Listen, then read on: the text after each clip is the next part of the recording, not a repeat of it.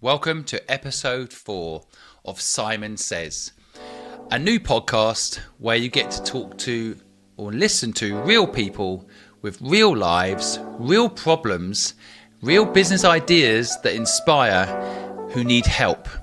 Together, we can listen to these dreams and help them. I always thought when I was growing up that business was very complicated and somehow I wasn't meant to be a business person. I thought being a business person was only for the select few, the superheroes. But it turns out that anyone can start a business. All you need is the education and knowledge to do so. School, in my opinion, does not teach you what you need to know to live in the world where you own your time. They don't teach you the value of time, and they don't teach you how to buy time, not sell time. A lot of people out there may have a dream and they want to know how to make it happen. On this show, we're going to try and help them do that. There's a lot of people that also don't even know they have a dream. They don't know what their dream is. So we'll try to help them on this show find it and inspire people to dream and think big. I am so proud to say this is our 4th episode. We already have an incredible sponsor that wants to support what we're doing. They're called High Level. And if you haven't heard of them before, they're a CRM system. There's a link in my bio if you want to give them a try for 30 days.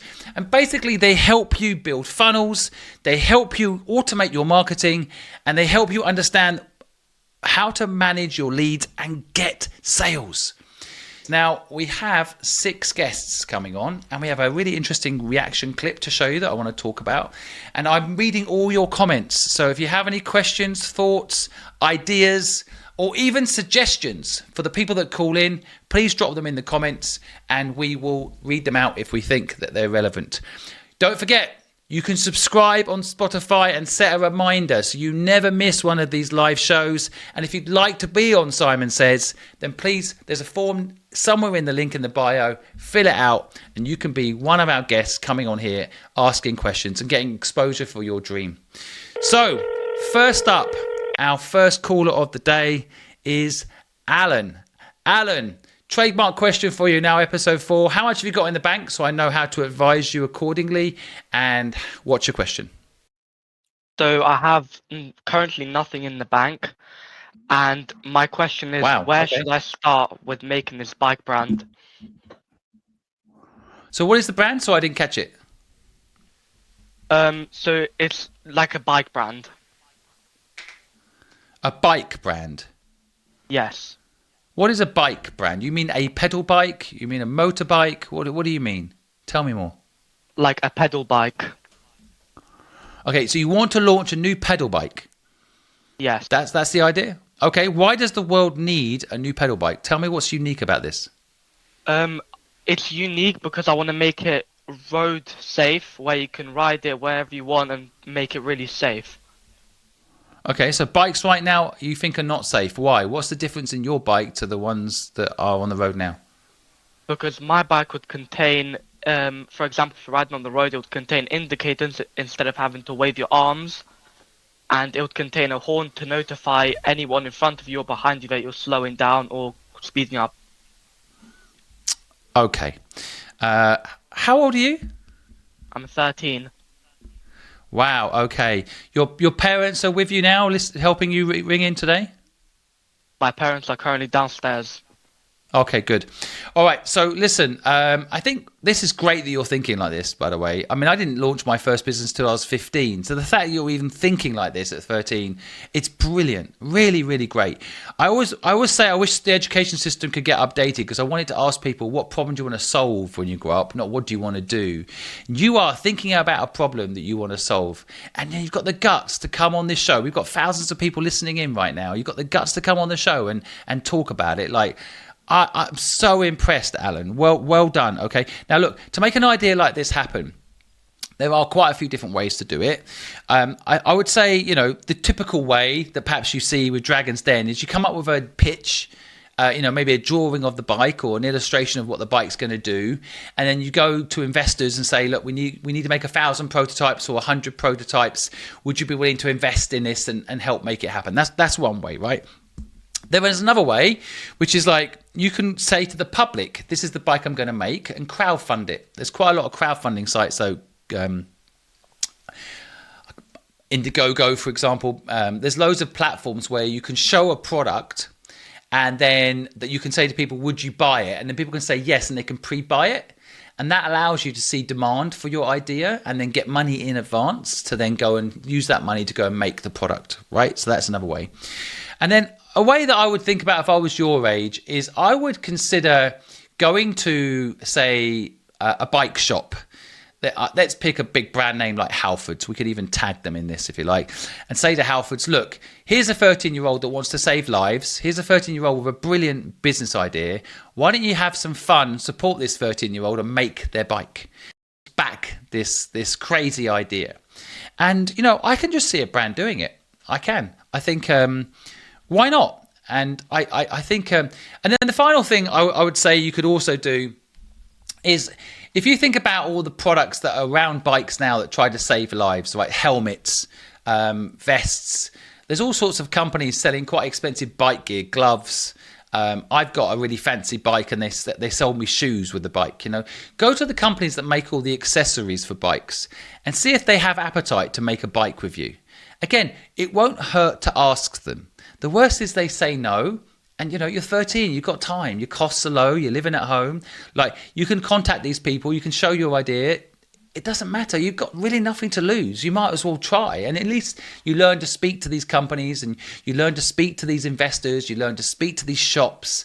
And that's all good experience for you. If you've got the guts to come on this show and pitch like you just have there, I'm already in awe of you. And I think you'll do really well just going out there and pitching to the world. So go give it a go, Alan. I see it. And you can use products like High Level, by the way, to start tracking all the people you're going to call and who you're going to connect with, who's our sponsor. The link's down below. Go try it out. But Alan, well done. Really, really proud of you. Your parents should be very proud of you. It's great that you're thinking about what problem you can solve in the world. Nice work. Next up, our second caller of today's show is Jack Evans. Are you there, Jack? Maybe tell us what's in your bank and what's your question? I've probably got about maybe 300 quid. So my question is 300 quid. How can I secure funding? So basically, I work in the construction industry at the minute. I test construction materials. So I'm looking at setting up on my own to do it myself. I've got a business plan ready. I've registered the company on Companies House as well, to start it. But the biggest cost I've got is a vehicle. So basically it's just trying to look at different funding options. I've approached family and friends. I did go through the startup loans through the business bank. But due to family commitments, it's just something that I couldn't take at that time. So I'm just looking at different avenues to go down to secure funding. I've looked at my local council as well for grants. There's nothing locally that I can, go for at the minute. So I'm just wondering if you've got any advice. Okay. So, Jack, why have you only got £300 in the bank? You've got a job right now, right? Yeah. I've worked in the industry for like 5 years. I own my own house as well. I've got kids. But the reason I say is £300 is that scares me. That number, why you got such a low bank balance? Well, that's like my personal balance. That's not for the bills and everything like that. I have a separate account, that goes, for the bills and everything like that. But obviously, okay, that's my, Is this your available cash? Is that what you mean? Yeah, basically, yeah, that's my bit. All right. How much is it? So your big cost is basically getting a van, right? Because what's the cash flow model on a business like this? So for example, if you get a client, can you pay you in advance? Can you get them to pay you in advance? How does it work? So what I could do is have a down payment first before the service is obviously taking place. Which I kind of got that advice from reading your book as well. Because obviously with invoices as well, they take a month to come in as well. but- So, Is this what I'm getting to? Like, I mean, again, taking your bank balance scares me because, okay, if you've got £300 spare, that's a bit better. But I'm like, I mean, how much is it to lease a van? If I lease a van, how much is it per week? a week, you're talking, well, for a month, because they normally go on like per month basis. It's normally like maybe like 350. So you got some spare cash to do lease for a month for a van. So yeah, like, but then it's kind also it's the insurances as well, like liability insurance. I'd have to.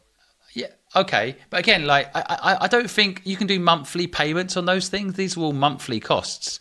So and I reckon you can squeeze another £50-100. I mean, again, insurance. I've got 2 cars, and there is insurance is £28 a month. Like everything's a monthly payment now anyway, and so you've got a mortgage, so you've got a good credit rating. I feel like this isn't really about like money. This is about you taking the leap. This is about you kind of believing and going for it, isn't it? That's what it's all about. Yeah. Like there's, I've got clients ready to go. Yeah. This is about you. You've got a little. How old are you? I'm 30. Yeah, you're in this middle class trap structure. Okay, so you've got responsibilities which are very important. You're responsible for your family, but you kind of have this idea. You're trapped by your own subconscious at this point. Right, I'm going to be blunt with you, Jack. Right, you got to take a chance. Okay, you got to take a little bit of a risk, and part of that is build up your savings a bit more. So cut down on all costs. Just everything you can, get it to as little as you can. Have you got any equity in your house?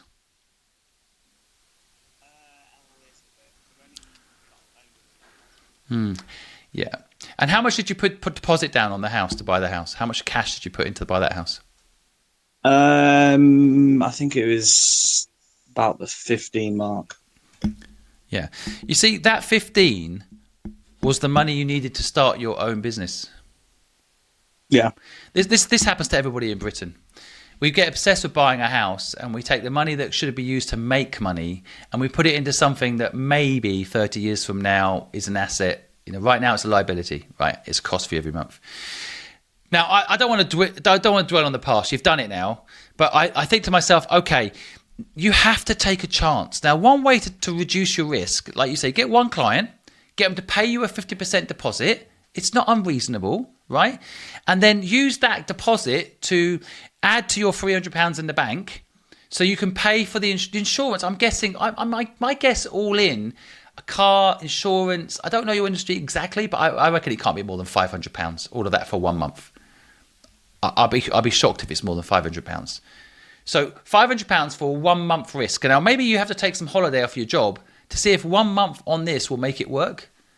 But you need to take a leap. You're so close. If you don't, you're going to get more and more trapped. It's going to get harder and harder. You should have done this 5 years ago. You've already been putting this off for a long time, right?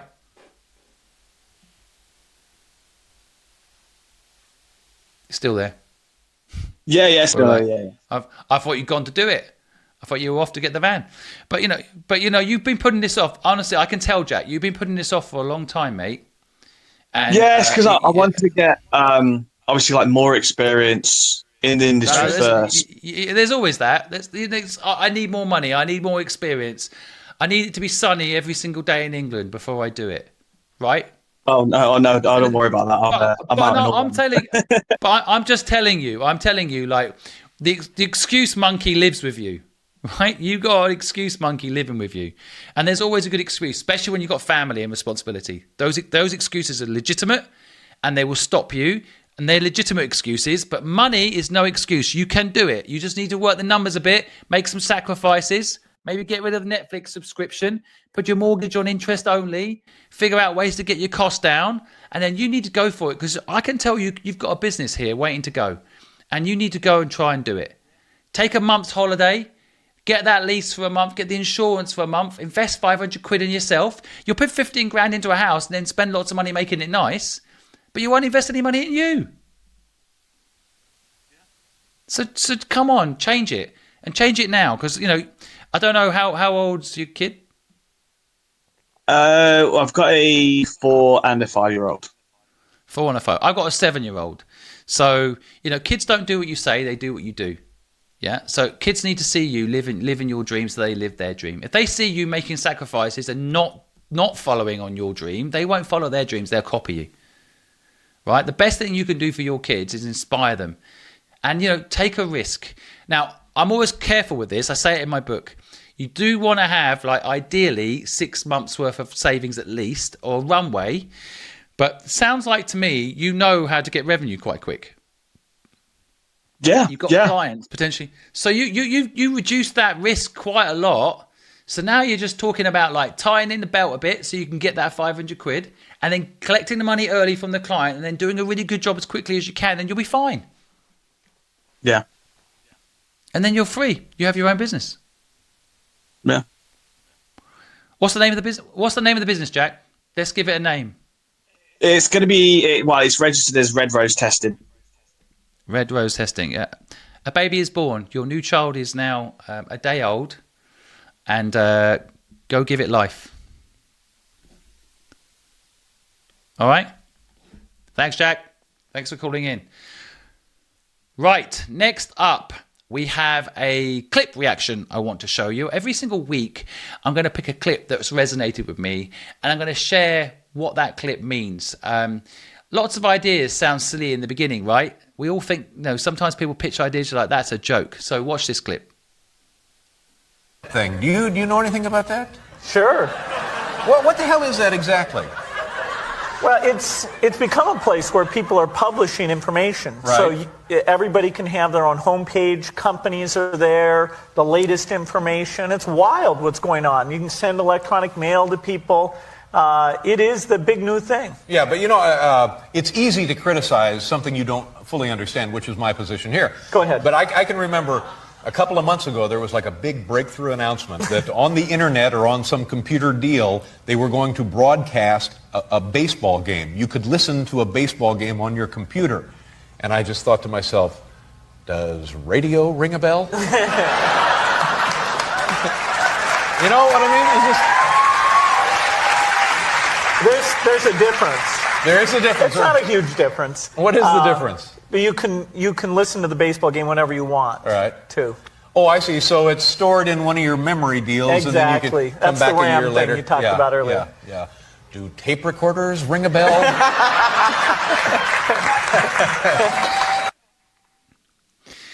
We have to remember that anything new is always going to be criticized.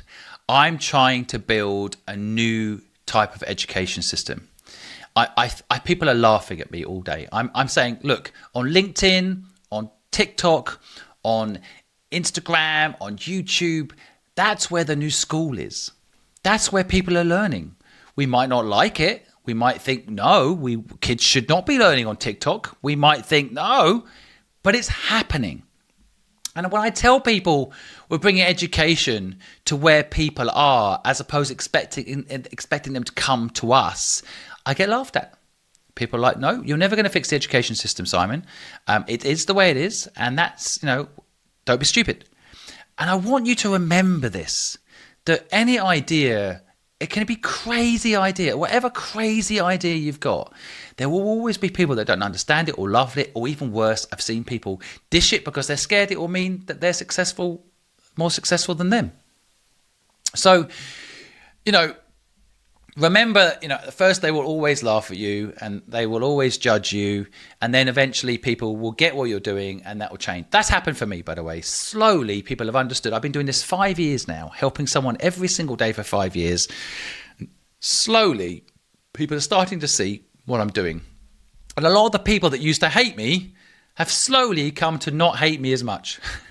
And so I think that's just part of the process. And I just wanted to remind you dreamers out there to dream big, think crazy, come up with madness ideas, and, let them laugh. And so there was a young man who came to me yesterday and told me his idea when I was getting a coffee in a coffee shop. And I thought his idea was really good. And I gave him some pointers how he should do it. And he said, you know what, Simon, the big problem is I'm scared my friends will laugh at me. And take the piss out of me is how he put it. And I was like, they will. And then one day, 3 years from now, when you're doing what you love every day and they're doing a job they hate, they'll come to you and ask for advice, because that's how it goes.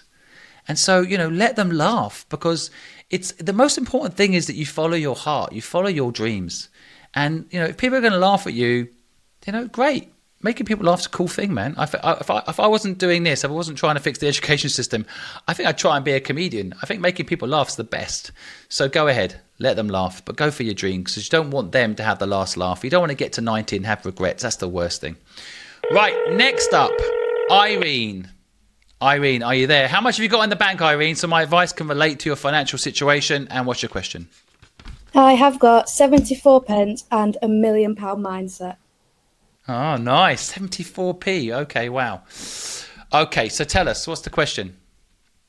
So my question is, do you have any advice for my first pop-up event? So I've got a pop-up event at a children's play centre where I will be selling a firefighter book, which I'm selling to profit to fund the main book of my first collection, which will be Through Bear's Eyes.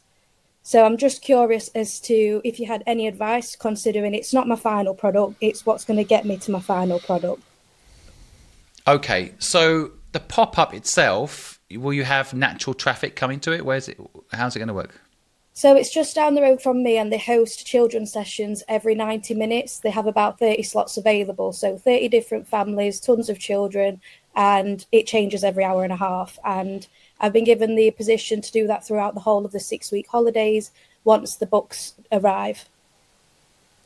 Got it. It feels like you've got the marketing for this first one kind of there. It's a plug and play, isn't it? There's already an audience and you just turn up. So I actually think that's pretty clever. You don't need to do any marketing for it. That's my quick instinct. Yeah, I mean, I always want to give you more. What else do you need? Because that feels like you kind of got that bit sorted. I've pitched in Birmingham, and I have mentioned that although funding isn't the answer to every scenario, I'm trying to profit to raise £5,000 so that I can pay for the next 3 books. So I've currently got one in production, and the reason I've been able to get the illustrator to do so many pages so far is through the profit of the firefighter book at the moment. So I am trying. I have been trying to do it in lots of different ways already, but that is the end goal. And I'm just wondering if you think that I'm heading the right way with that. I think so, Irene. I know you're a member of my community on Discord and on our chat groups, right? Yep. So I know you're doing something that's also very important. You're building community support for your dream, because again, no one can do it on their own. And I know, the community online now telling me as well that they love you. You're a kind person trying to do something important in the world, and so I think that community build is something you're doing. Like, I want to give people advice, but when I listen to you, I feel like you're doing it step by step. Maybe just be a little bit more confident about you're doing it and do it a little bit more. But I think you're doing it. You're part of our community. I see you actively also helping other people whenever you can. And so you've got a lot of people that want to help you. I think just make sure you keep asking for help and keep pushing, keep fighting. I think you're doing that. I see it online, by the way. I know you're fighting and pushing, but your mission's important. I think you're going to get there. I would argue you don't need to buy all 3 books in advance. Like, you can do it all step by step, and don't rush it. You don't need to rush it. And I have a feeling you're going to be fine. I do think don't put too much pressure on yourself a little bit. I mean, have you got a job? How are you funding your life at the moment? Yes, so I've come off mat leave early in May. I was supposed to be coming off it in September. So I've started work earlier on from the mat leave finish, and I work at a local nursery at the moment. Right. We're currently off. We're a term time only nursery, so I'm currently off for the next 5 weeks. So it gives me loads of chance to actually focus on the business. Got it, yeah. Again, nurseries are probably good organisations to work with as well, right? So you have a bit of a network there you could probably tap into. Yeah, definitely. Can I just ask one more question? Sure. I just wondered if in the future there might be room for collaboration, in the sense of if I was able to get help through the community or yourself if we could take a percentage of my sales to help fund people's dreams. So we're working together. And I know it's not something you'll be able to say on the spot. I just wanted to say it's just been on my mind. Oh, Irene, that's really sweet of you to say that. And I really appreciate the sentiment. I think you talk to the community about that.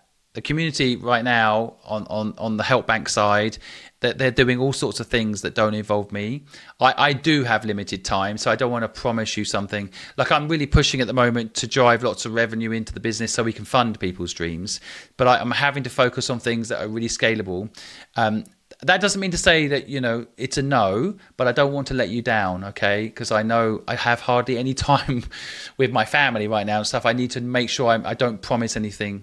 But, you know, look, you've got the ear of the community. You've worked hard. You're doing something important. So I'm pretty sure that's going to play out anyway. And you do what you think's right with your profit when the time comes. And so I think what you're doing is important. I don't want you to have to even commit your profit just yet either. Let's get you profit and work with the community to do that. But keep pushing, Irene. Don't wait for any one person, including me. You're not waiting. You're fighting. I know it. I see it. And keep going, because it's important what you're doing. And I think the passion you have is really, really relatable. But thanks for coming and asking a question today. And thanks so much for being part of our community. You're a superstar. Thank you. All right. I'll see you soon, Irene. Okay, guys. Yeah, so some of the people calling in are part of my community at helpbank.com. If you want to help people, you can go there, press of a button, you can help people. Helping people is one of the most rewarding things I've ever done. It fills my bucket, making time to help people in any way I can. I know if you're listening to this right now, you probably have the same mindset. So go check out helpbank.com and help people. Equally, helpbank.com is a safe place to go and ask for help. You've got to be able to feel comfortable saying, hey, I need a little bit of help, because no one can make it on their own. So go check out helpbank.com and feel free to ask for help. Okay, next up, our next caller is Noah Chant. Are you there, Noah? Can you tell us what's in your bank and how we can help you today? Hi, can you hear me? Yes, we can. Perfect. Yeah, I just wanted to say already, just from your YouTube videos, you've already had a massive impact on my life.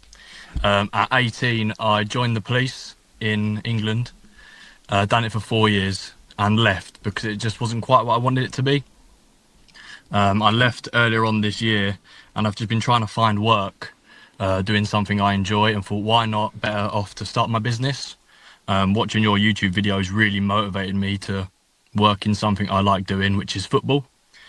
Okay. I've started my own football coaching business. Nice.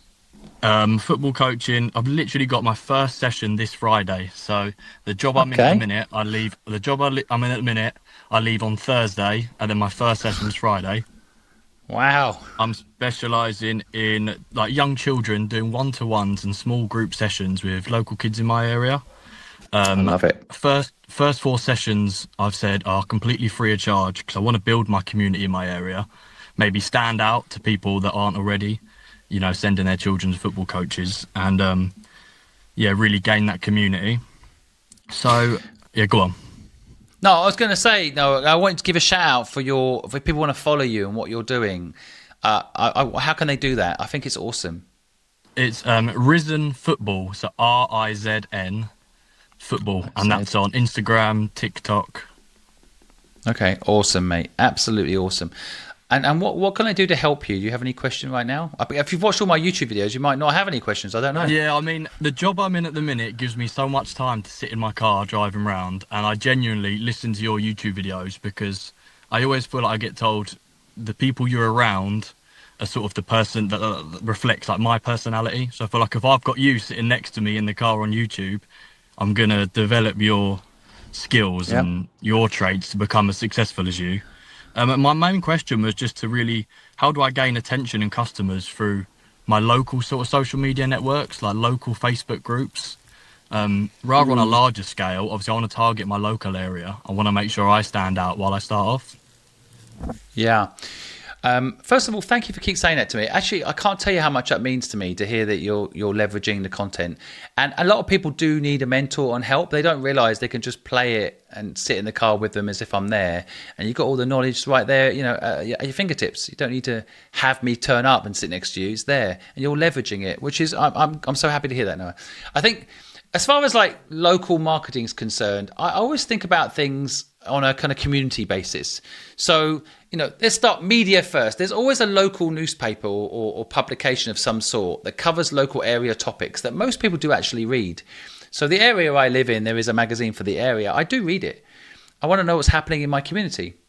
So maybe, send the people that write that an email saying you're launching this business and the coaching business. I think it's a great little thing. And they might come along and cover it and take some photos and share it in the local media, right? And it's free if they cover it. It doesn't cost you anything. All you've got to do is email the people that write the stories in that publication, right?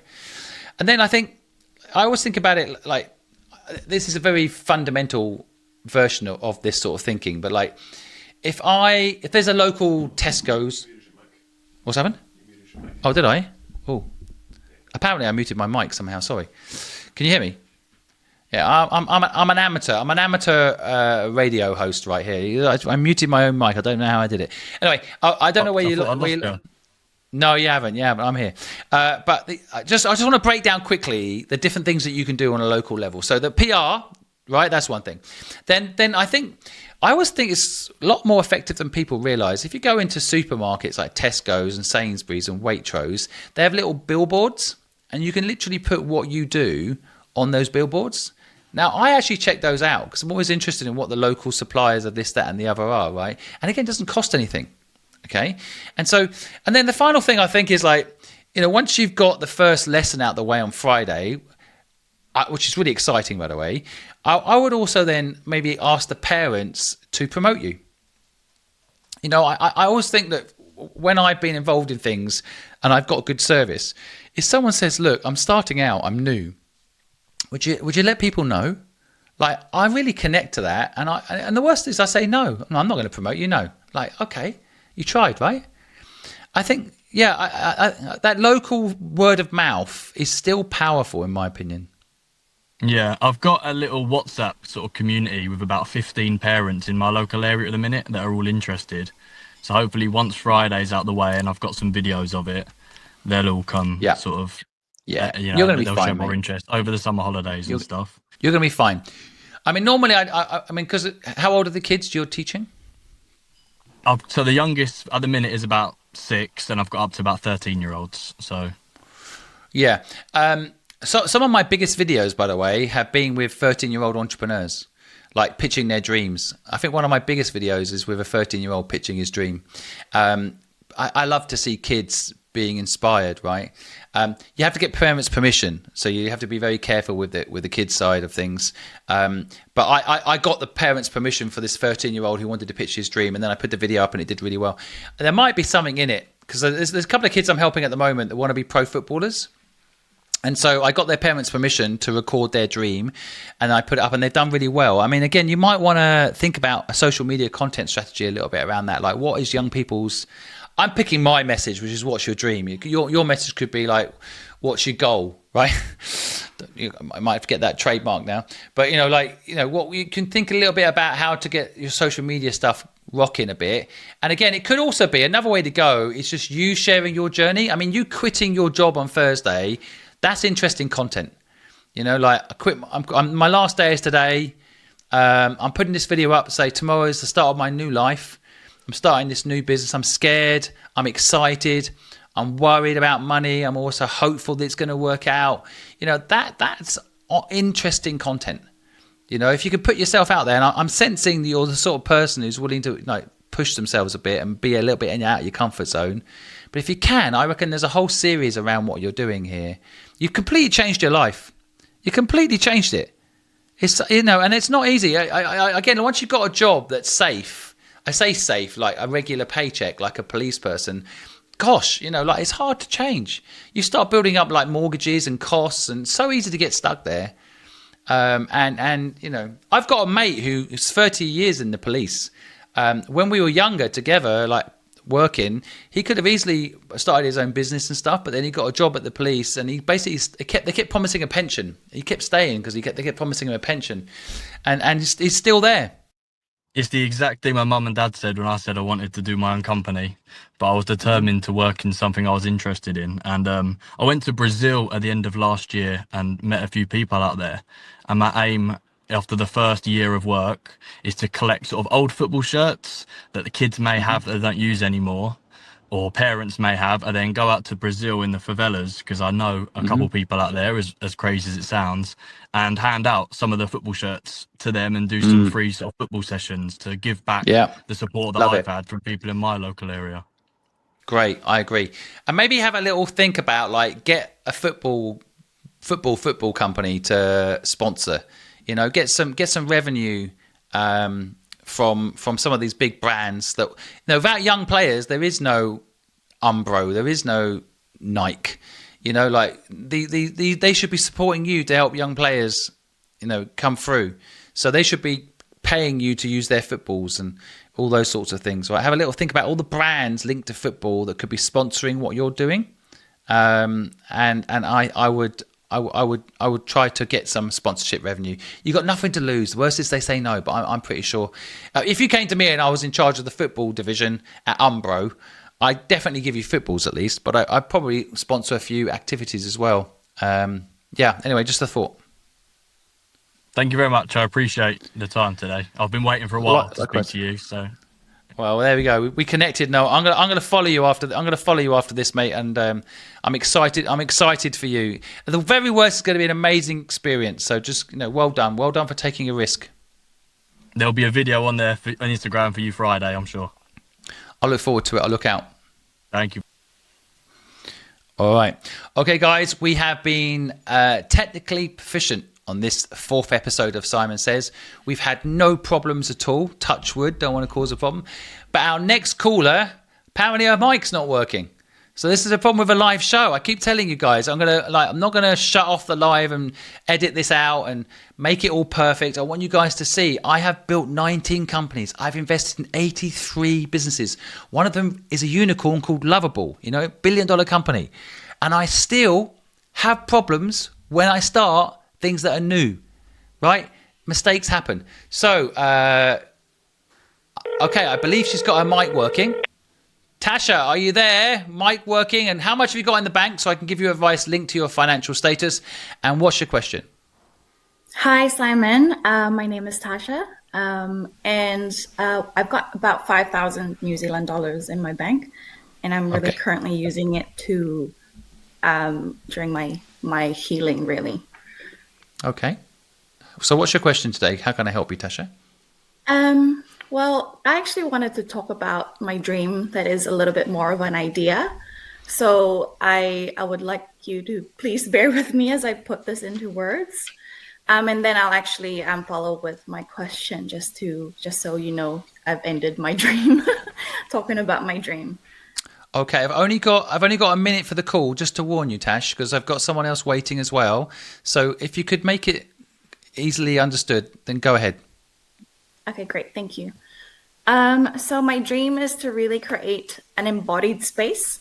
It's part cafe, part community hub, where people can come exactly as they are, be nourished with food, art, and real connection, and leaving feeling more grounded in themselves. So throughout trauma, burnout, and deep somatic healing, I've rebuilt myself from the inside out. And along the way, I kept on asking what kind of space would I have needed when I was unraveling. And this really became the seed. So now I want to create that space. I actually want to call it the Workshop Cafe for a reason. So it's a place to rebuild, to reclaim, to reimagine, a space where healing and creativity can live side by side. So when you drink a coffee, sit with your emotions, you can also choose to join a breathwork lesson or learn woodworking or grow your own food. So I imagine bringing in doctors for community talks, mental health coaches to offer emotional literacy, artists and purpose-led practitioners to run workshops. So I'm not a therapist or a teacher, but I think I can hold this space. And I really do think that this type of space is quite needed in the world at the moment. I agree with you. I really I like the vision a lot. So what do you need to make this dream happen? Well, first of all, I don't have any capital and I don't really have any roadmap or blueprint from my dream. So, what would you do if you were me? My soul basically says that this is my mission. My background was in science and technical leadership, and I did a complete 180 turn, and now I'm actually listening to my mission, which is this. Okay, Tasha. So there's a few ways to make something like this happen. Okay. There's the traditional way, the kind of Shark Tank Dragon's Den way, right? Which is you have a pitch for your idea. You work out all the costs. You figure out the ins and outs of what it will take to make it real. And it's not that hard, the rent and the fit out and, what you'll need staff wise to, fill the place with this energy you're talking about. So what's it going to cost, right? That you can do that. If I was doing it, it would take me about 2 weeks to figure all that out, right? And then part of it, of course, is like, what does success look like? So you've got to frame up, what would the business be if it's successful? What does success look like? Is it how much money it turns over? Is it how many people it helps? All of those things. And then you can go pitch to investors. And there's a lot of people out there with money. Money is the most abundant thing. People don't realize it, but it's the most abundant thing. There's loads of people with money that don't know what to do with it. And they're looking for something like this, especially if they're not that healthy themselves. They might relate to the problem and burnout and so on. So that's one way. It's not my favorite way, because I think you're kind of begging people to believe in your idea, and finding them is not, they're there, but they're not always easily available. But it's one way. The other way is, I don't think you're going to like this other way, because it's going to sound a little harder, but in the long run, it might be a lot easier. So there's a combination of hustle, which I know is not a popular word, but you kind of go and, you go find a location you like that's empty, and you find out who the owner and the landlord is, and see if they'll back this idea and support you, partner with them. Maybe see it as a, landlord, not tenant. Maybe a lot of people now have empty spaces everywhere, right? They can't rent them out. There's a lot of people who have money that have empty shops right now. And they're just sitting on these assets and they're not used. So that's another way to go, right? Look for a partner, not an investor, a partner, right? Who owns these properties. The third way to go about this, and this one I think definitely you won't like, my guess is, I would go and work in a similar business somewhere. So first of all, if it completely doesn't exist, then there's probably a problem, because when Google launched, there was 2,000 other search engines at the same time, right? So you kind of wonder, why doesn't it exist? Now, that doesn't mean to say it shouldn't exist, but I would be a bit worried if it doesn't exist at all. But I actually see this in I see this as almost I see a spa. I've seen spas that have cafes, and they have a similar vibe, they don't. There's a couple of spas I'm thinking of where you can actually go and sit in the cafe. There's one in Primrose Hill. I won't name them because they might tell me off. But there's a cafe in Primrose Hill where you can basically, it's a spa, but you can sit in the cafe. And it has all the vibes of a spa and all the, healthy drinks of a spa. You don't have to go into the spa to sit in the cafe spa. And, I think that there's you can go and learn from those businesses. Now, you can just walk in, sit there and learn, or you can go and find out on Companies House who's behind it. And then you can interview them and say, how did they make it happen? You can ask them how they made it happen. Most of the time, these people will be happy to share, because they probably didn't build it just to make money. They build it to increase wellness. Most of the wellness businesses, you can argue some are good and some are bad, but some of them have been built just because, like you, people want to build something that's going to help people. So go ask the people that have done it before. Go interview them. Go work there even. Get a part-time job there. And just see how they do it. And then once you've got all that kind of feeling experience, then yeah, you can probably open up one. We helped someone this week open up a cake business, and they did it all for £6,000. Decorated the shop, put down deposits, and got open for £6,000. And so, well, there's a will, there's a way, right? Yeah, definitely. I mean, my dream actually started off with just having a cafe and selling amazing coffee and amazing smiles. And that's really it. And it started from there, and it turned into a cafe that I would actually bring in local artists and have their furniture in the cafe. So in some ways, like, you can sit in the chair and actually also buy it. Love it. Yep. So that's how it really started. And I've done a little bit of workshops in my previous job, and I actually love educating people. So if I were to expand my dream cafe, it'll actually have these workshops as well, and bringing all these people that actually helped me through my life and spread this kind of awareness. So I think I like the two options that you've given me, the last two options, the more hustly options, because I do like to take that risk. Good for you, Tasha. Good for you. I'm also opening up a coffee shop business, so I've been looking at it, and I agree. There's a real opportunity there, especially if you're thinking about community. So I'm opening up dream cafes as well. So I get it. And are you based in New Zealand? I am. Okay. I will be in New Zealand in end of October. So I would love it if you are you in Auckland? I am in Auckland. Yeah, get it open for October and I can come by and say hello. Okay, great. That sounds really good. I'll do that. All right. Thanks for calling in, Tasha, and good luck. Okay, guys. So what I really liked about Tasha there is, you see, I actually gave her the harder options at the end, the ones that take a little bit of time. Take off. Most people want to take off straight up. They want the money and they want to go. The best businesses take off slowly. Looks like an aeroplane runway, right? Takes time, and then take off. You don't have to take off from day one with all the money and all the perfect everything, right? Again, this is episode 4 of a new podcast. We're making mistakes every day. I'm not waiting for the perfect takeoff. We're just doing it. And it's working. Slowly it takes off. And then it's more sustainable takeoff too. You didn't burn all your fuel in the first takeoff, right? For those listening to this on Spotify, you're probably like, what's he talking about? I'm doing little hand signs right now that show going up quickly and then going along slowly along the ground and then going up. Just so you know, those guys listening on Spotify. Okay, so now we are on our last 2 callers, and I'll just want to do a quick shout out for our fantastic new sponsor. High Level have come on board to support what we're doing, and I'm so grateful.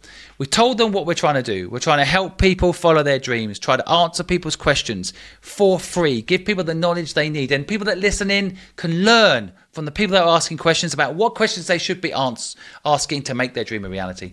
So High Level have come in and supporting us on this podcast, which means, for me, it means with their support, we can fund more dreams. It means we can put this content out. But they're a great product as well. I only work with businesses that I believe in. And High Level, they offer a funnel building service. They offer an automated marketing system. They allow you to manage your leads. And I can't express this enough. Every business I have built that has been successful has been led by sales. And you could be an introvert or an extrovert. You can do sales. Sales is just a system.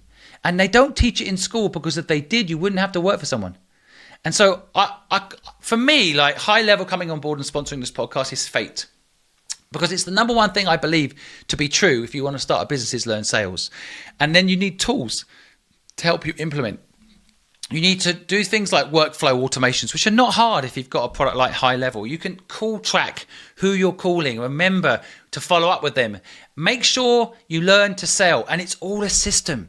And the great thing is, I mean, I learned this at 15 years old when I knocked on the door and got my first gardening client. I just knocked on the door and said, I've got a gardening firm. Would you like me to do your garden? They said, yes. I learned, my God, now I've got money coming in. I don't have to work for someone else. All I had to do was knock on that door. But now you don't need to knock on the door.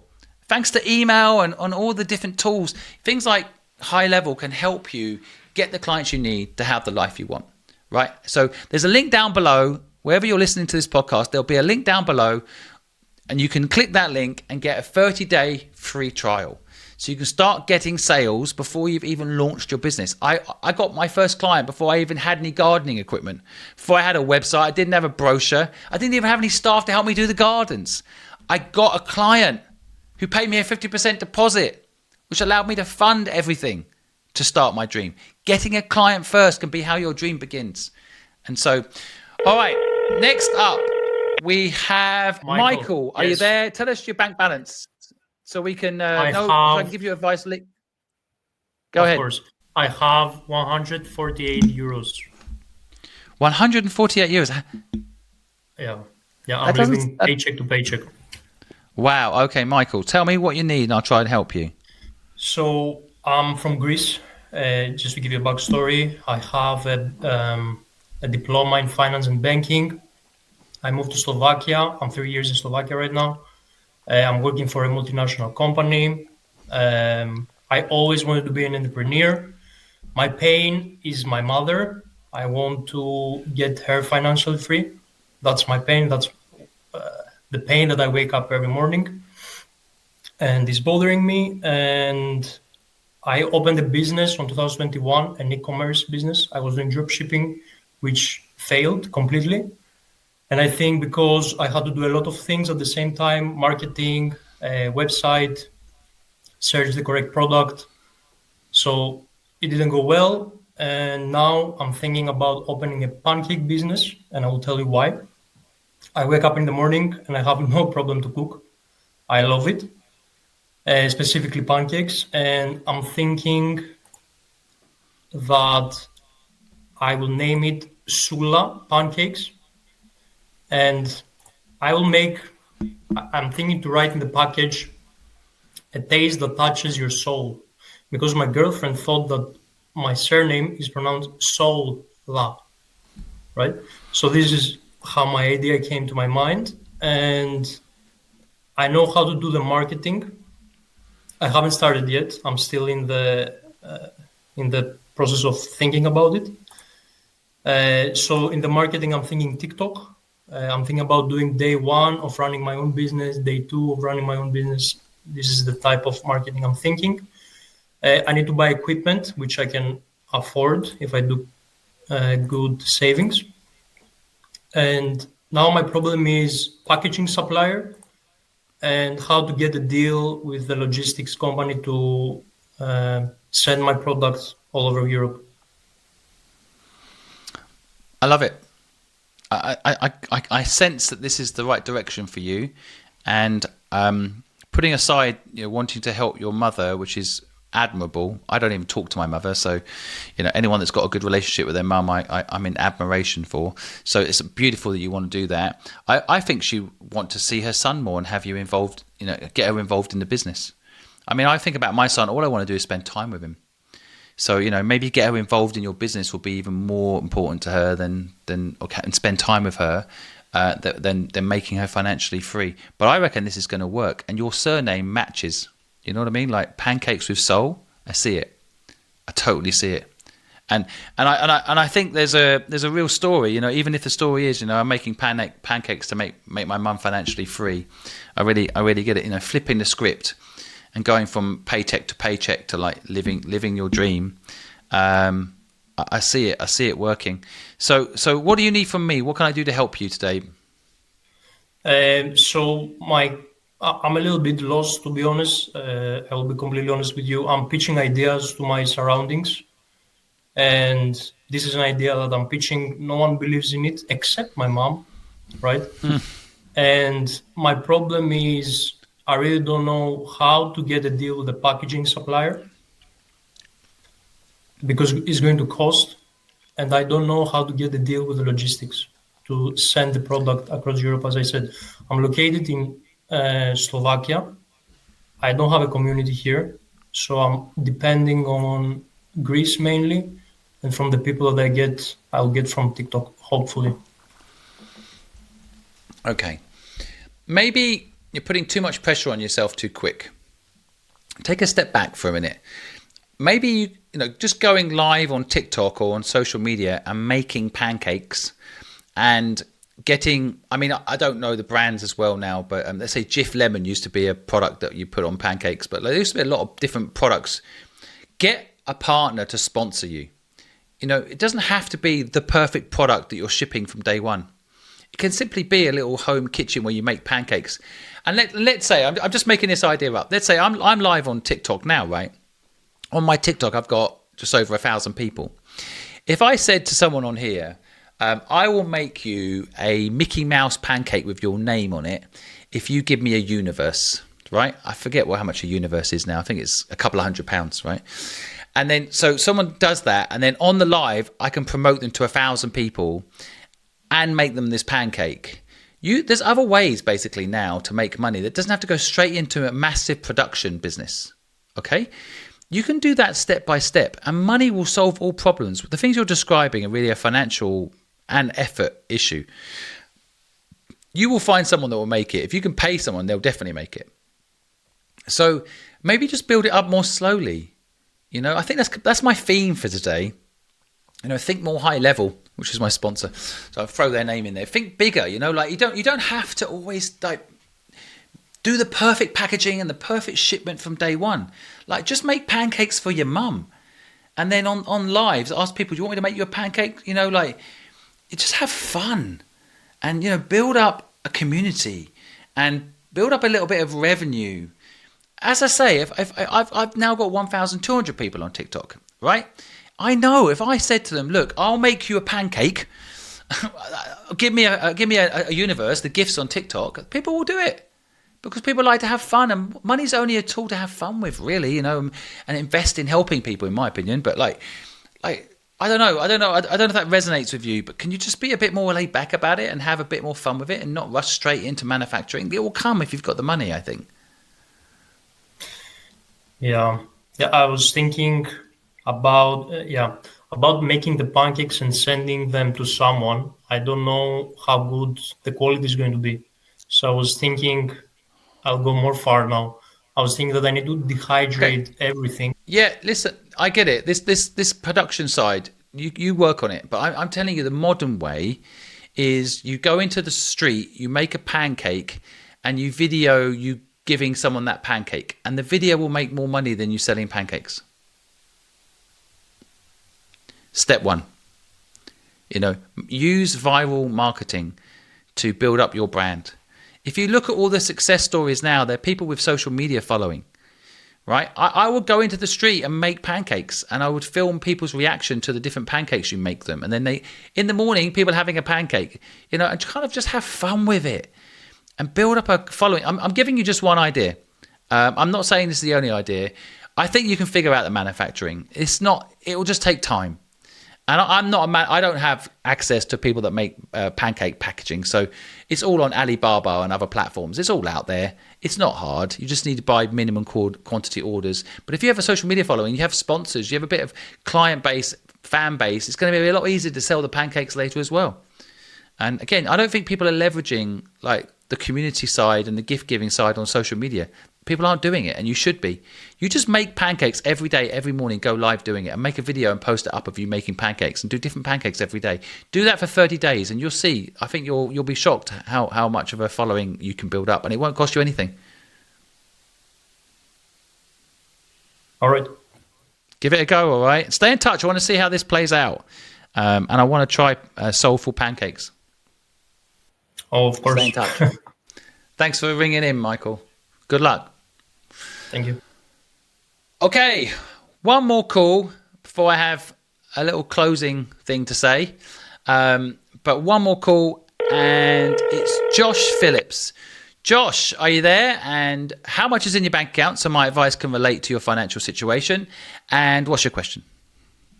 Yes, hi Simon. I'm roughly about £11,000 in the bank. Cool, good to hear. Did you have a question about what my dream was? What's your question? Yeah, how can I help you? Yeah, I have a website called NeuroTrek, which is and make content about autism, my experience of it. I'm essentially trying to make my bigger dream is to have hubs like NeuroTrek hubs across the UK for autistic and neurodivergent people to go traveling, travel the world it's an alternative to the education we currently have, basically. So I pitched my name. I pitched it to Rich at his van, and I have ideas of what I could do. and stuff, but I'm not exactly sure where to really start. So anything you could suggest that I can focus on would be really, really helpful. Where are you right now with this? You've got a name, but what are you actually doing now to make it happen? Well,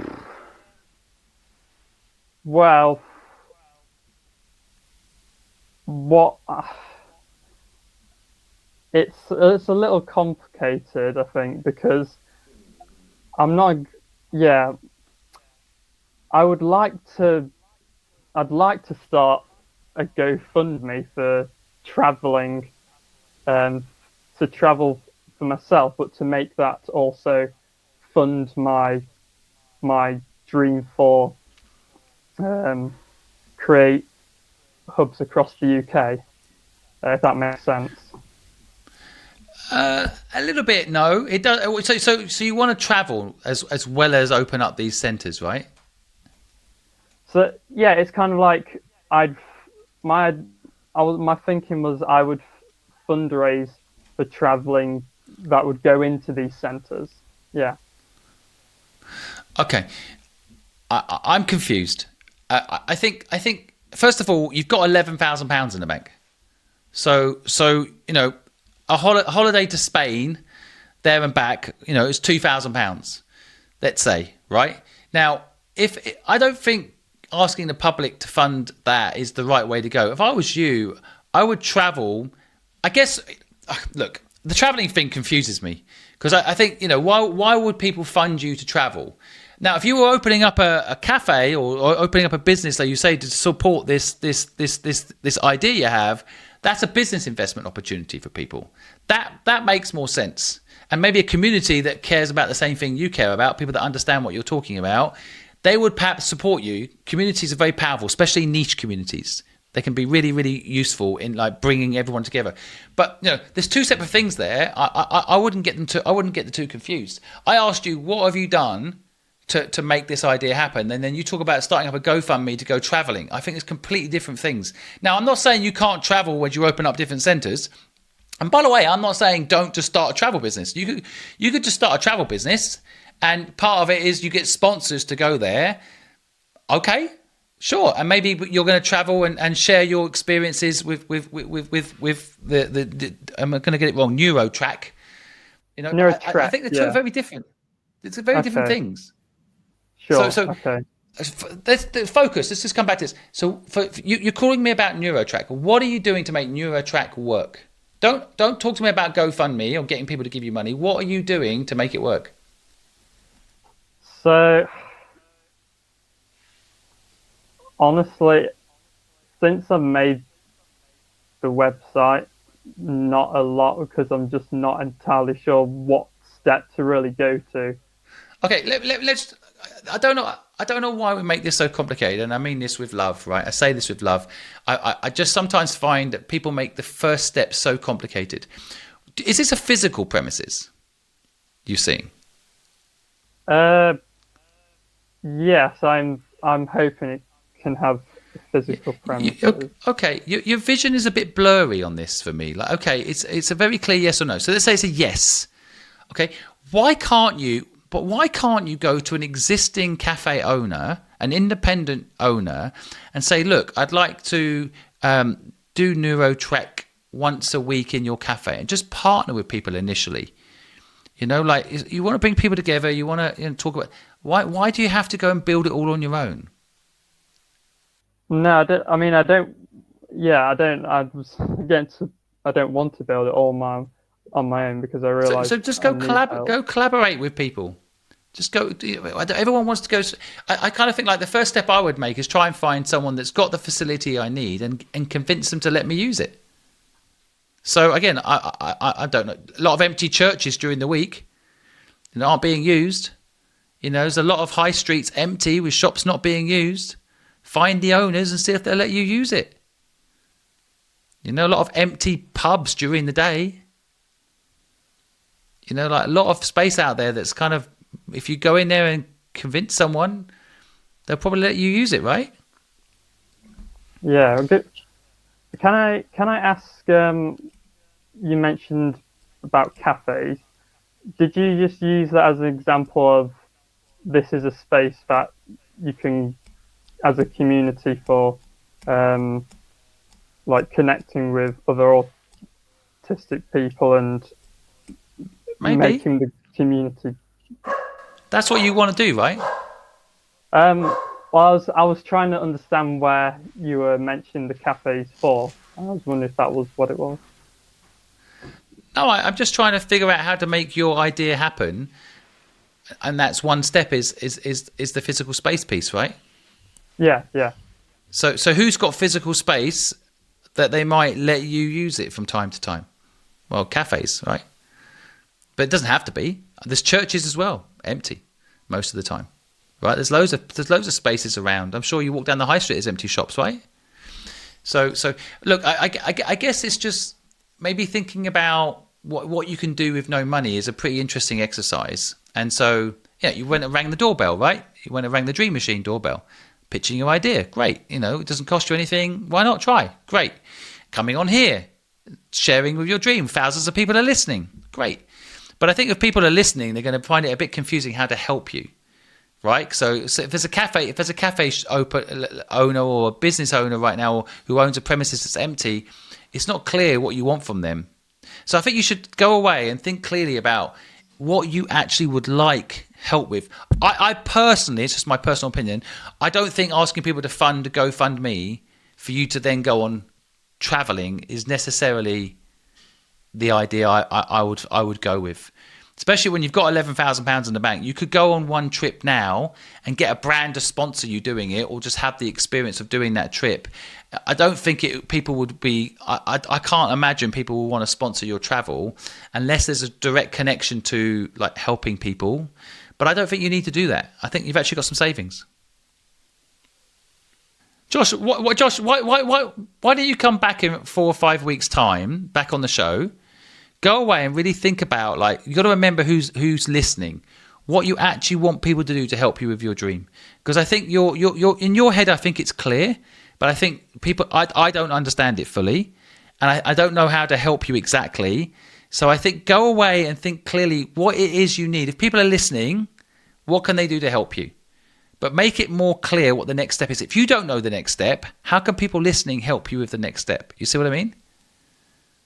It's your idea. It's your dream. You know what you need. There's pieces in a jigsaw, right? A dream is just a jigsaw, and it's pieces in that jigsaw. Do you need a physical space? Okay. Do you need, what do you need exactly? And I actually think, you know, you got a little bit of savings. You've got options. You could start a little travel blog with this and make money from a travel blog and raise awareness of what you're talking about through that. You've got a little bit of a startup capital there. Right, so you know, well done doing that. I think you've saved that by the sounds of it. You know, like that's a good little chance for you to make some revenue from that 11,000. You should be able to make 50,000 in a business. So maybe think about it as a business a little bit more and what you can do, because a business can make profit and then can do good with that profit, right? Yeah.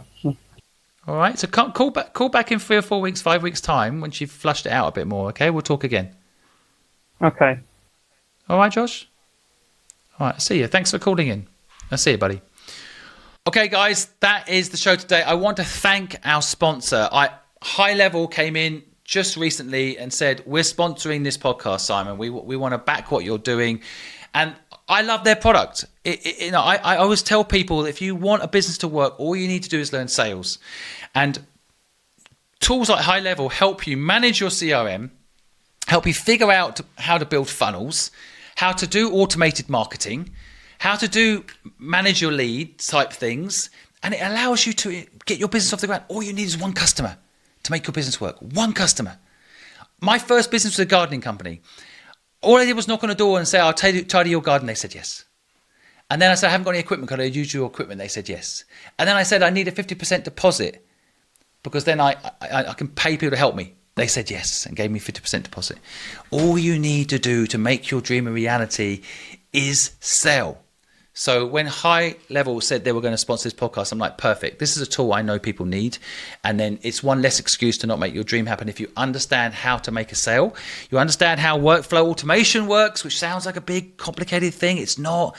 Tools like High Level will help you figure it out. Call tracking, so that if you say, I'll call you back in 4 weeks, you actually do. Like the caller I just had on, Josh, if he had this tool, he'd remember to call me back in 4 weeks. Otherwise, he might forget, right? So thank you, High Level, for believing in what we're doing. Thank you for supporting this podcast. And if you want to try out their product, the link is down below. You can get a 30-day free trial.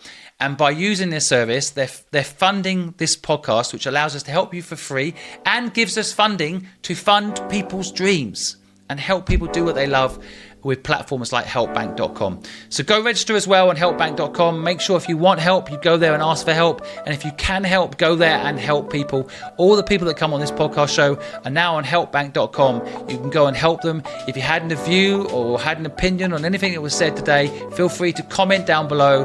I will read all the comments along with my team. Thank you for listening in to today's Simon Says. We'll see you next week.